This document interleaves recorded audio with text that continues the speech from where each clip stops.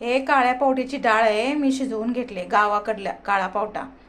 त्याला बघा काय काय घालायचं आहे: लसूण, जिरे, नमक आणि ही गावाकडला मसाला आहे. तुम्ही नाही काय घातलं टमाटर कोथिंबीर तरी पण भाजी छान होते ह्याची.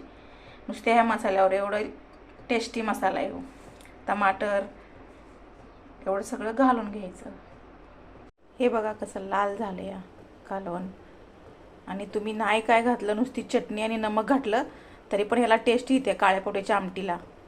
तुम्ही खाऊन बघा एकदा काळ्या पावट्याची आमटी.